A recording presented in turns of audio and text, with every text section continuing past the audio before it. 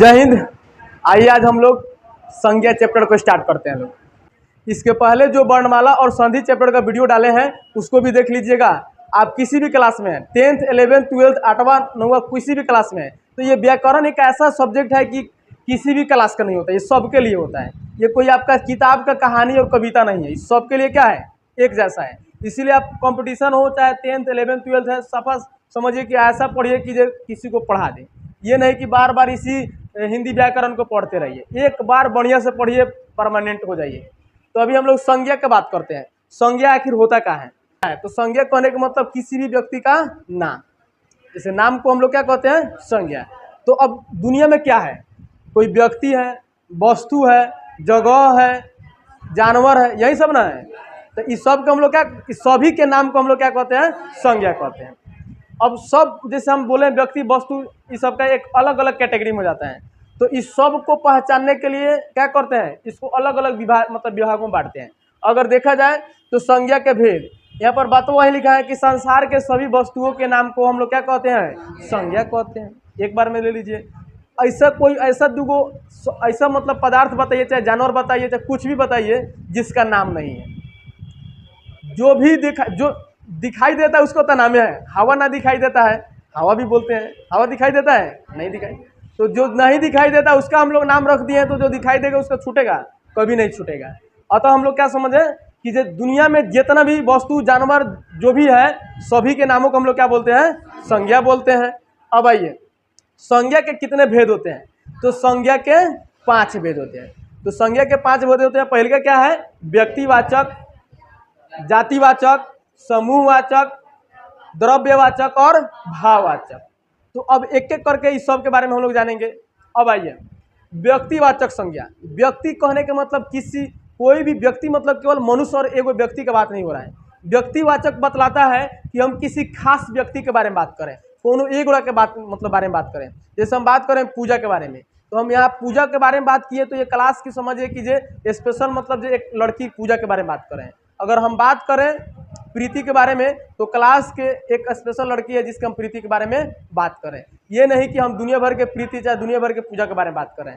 तो वैसा शब्द जिससे किसी एक मतलब व्यक्ति, वस्तु, जगह, स्थान, जानवर, कुछ किसी भी मतलब चीज़ का बोध कराता है, मात्र एक हो, उसी को हम लोग क्या कहते हैं, व्यक्तिवाचक संज्ञा कहते हैं। अब आपके पास उदाहरण में आ जाएगा, ठीक है। जैसे राजा। अब राजा हम वो राजा वाला राजा को नहीं बोले हैं, मतलब राजा जो बनता है उसको राजा नहीं, हम नाम बोले हैं राजा। राम, श्याम, राजा, पूजा, मोतिहारी, चाहे पटना, चाहे दिल्ली, मुंबई, ये सब क्या है, स्पेशल एगो है, ठीक है। तो हम लोग क्या बोलते हैं, वो व्यक्तिवाचक संज्ञा हो जाएगा। तो माइंड में सेट कर लीजिए, जिससे एक गुणा का बोध आ रहा है उसको व्यक्तिवाचक कहते हैं। वहीं अब जातिवाचक संज्ञा होता है। तो समझिए क्या करता है, पूरा जाति भर का बोध करा देता है। अकेले क्या करता है, जाति भर का बोध करा देता है, इसीलिए इसे क्या कहते हैं, जातिवाचक संज्ञा कहते हैं। तो जैसे मान लीजिए हम यहाँ पर लड़का बोल दिए, क्या बोल दिए, लड़का। तो जितना लड़का है सभी लड़का का बोध हो गया। अगर लड़की बोल दिए तो पूरा लड़की जाति का बोध हो गया। अगर बिल्ली बोल दिए, कुत्ता बोल दिए, तो सारा जानवर जो बिल्ली है उसका बोध हो गया। कुत्ता बोल दिए, कुत्ता का बोध हो गया। मतलब मात्र एगो शब्द ऐसा होता है जिससे पूरा मतलब बोध करा देता है। अगर हम बोल देंगे एगो ऐसा शब्द, ठीक है, उससे पूरा जाति भर का बोध हो जाए, तो समझ लीजिएगा क्या हो जाएगा, जातिवाचक। अब जातिवाचक का बात क्या है, समूहवाचक।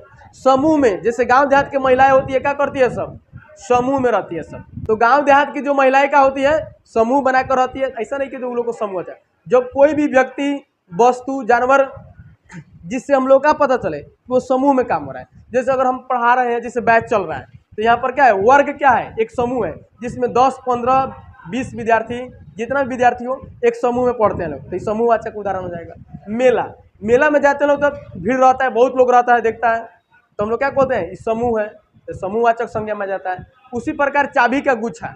अब चाबी का गुच्छा है तो उसमें 3 गो 4 गो 5 गो रहता है, तो क्या हो जाएगा, समूहवाचक, क्योंकि एक साथ वो 10 5 15 ग्रुपिंग का बात कर रहा है, ठीक है। उसके बाद आप लोग समूहवाचक के बाद क्या आता है, द्रववाचक संज्ञा। तो द्रववाचक संज्ञा का द्रव और द्रव्य क्या है, द्रव्यवाचक संज्ञा है। द्रव्य कहने का मतलब क्या हो गया, जिससे मतलब वैसी संज्ञा जो नापने और तोलने वाली वस्तुओं को बतलाता है। अब हमारे धरती पर, पृथ्वी में बहुत सारा ऐसा वस्तु है जिसको हम लोग मापते हैं, तौलते हैं, ठीक है, वजन करते हैं। अब दिमाग पर डालिए, जैसे तेल, दूध, पानी, सोना, चांदी, जितना भी वस्तु जिसको नाप तोल कर हम लोग लेते हैं, ठीक है, चाहे बेचते हैं, ठीक है, चाहे यूज कर रहे हैं, वो सब क्या हो जाता है? द्रव्यवाचक। क्या हो जाता है? द्रव्य। एक होता है द्रव, तो द्रव पानी वाला हम लोग बात करते हैं। दूध, पानी, तेल जो है वहाँ भी द्रव का बात कीजिएगा तो अलग हो जाता है, लेकिन यहाँ पर द्रव्य में सब आ जाएगा, सोना, चांदी, पानी, घी सब आ जाएगा। तो यहाँ पर साइंस वाला द्रव नहीं, ये हिंदी वाला हम लोग द्रव्यवाचक पढ़ रहे हैं। अब देखिए यहाँ पर भाववाचक संज्ञा।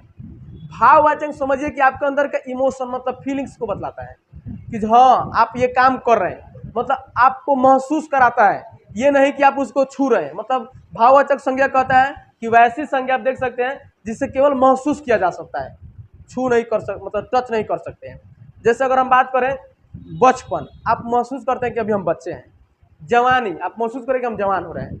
आप कब जवान से, कब बचपन से हम लोग जवान हो गए, कब बूढ़े हो जाएंगे पता नहीं चलता है। एक महसूस करते हैं कि अब हम बड़ा हो गए, अब बच्चे हैं, अब धीरे धीरे मतलब बड़े हो गए। तो केवल क्या करते हैं? महसूस करते हैं। ये नहीं कि पकड़ के उसको छूकर बैठा देते हैं, ऐसा नहीं, केवल आप महसूस कर सकते हैं। जैसे अगर हम मान कर प्यार का बात करें, तो प्यार, लव क्या है? प्यार क्या है? एक फीलिंग्स है, महसूस करते हैं कि हमको प्यार है। कोई भी हो सकता है प्यार के लिए, ठीक है। ये नहीं कि आप उसको छूते हैं कि हमारा मतलब प्यार है, वो छूना मतलब समझिए कि नहीं, वो अंदर का एक फीलिंग्स है कि आपको मतलब महसूस कराता है। उसी प्रकार है मोटापा। जैसे खूब मोटायल आदमी है, चाहे मोट है, तो ये क्या होता है कि वो अंदर से वो उसको महसूस हो रहा है कि हम मोटा आ गए हैं। इसमें पतले में उसको अंदर से बहुत पतले हैं, लेकिन वो धीरे धीरे मतलब क्या होता है, एक महसूस होता है। ये नहीं कि हाँ उसको हम टच कर रहे हैं, मोटा रहे हैं धीरे धीरे, तो ऐसा नहीं कि हाथ को छू रहे हैं तो मोटाला ना, छूना अलग बात है। अंदर से जो हाँ आपको लग रहा है, तो ये महसूस बोलते हैं। तो ये क्या कहता है? भाववाचक संज्ञा को डिनोट करता है। अभी जो हम लोग संज्ञा चैप्टर पढ़े हैं, मात्र आप समझिए 10 मिनट में आपका पूरा संज्ञा क्लियर हो गया। आप चाहते हैं तो, चाहते क्या है, आप अगर पढ़ रहे हैं किसी भी क्लास में, तो यहाँ से आप इसको लिख सकते हैं, नोट कर सकते हैं कॉपी में। ये समझिए कि जो ऑफलाइन बैच है, यहाँ साथ ही आप पढ़ रहे हैं, तो केवल ये नहीं कि आपको हम टाइम पास करा रहे हैं। ऑफलाइन बैच कहने का मतलब हो गया कि दोनों एक साथ चल रहा है। इससे फ़ायदा, जिस तरह ऑफलाइन में पढ़ाई होता है उस तरह आपको इस वीडियो के माध्यम से ऑनलाइन में भी मिल रहा है। तो बहुत ही खुश नसीब है कि आप मतलब हमारे चैनल पर आ चुके हैं। आपको एक एक वीडियो जो भी मिलेगा ऑफलाइन की तरह वीडियो मिलेगा। कोई भी मतलब ऐसा नहीं कि केवल टाइम पास के लिए काम होता है हमारे पास, ठीक है। तो वीडियो अच्छा लगे तो कृपया चैनल को सब्सक्राइब करें, शेयर करें। थैंक यू, मिलते हैं अगले वीडियो में।